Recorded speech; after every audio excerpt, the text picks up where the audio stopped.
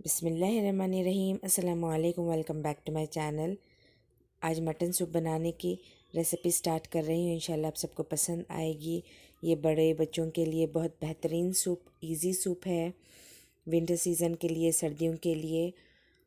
और यहाँ मैंने 1 चम्मच तेल, एक प्याज को 4-5 हिस्सों में कट करके डालिए रफली, और टमाटरों को बीच में कट लगा के डालिए, काटे नहीं। 3 अदद टमाटे मीडियम साइज़ के, अदरक लहसुन पेस्ट,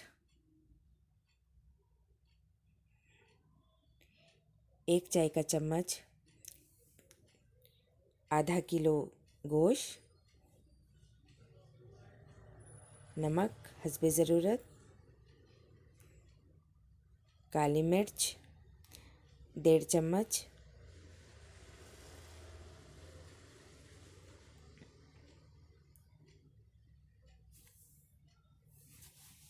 गरम मसाला पाउडर 1 चम्मच,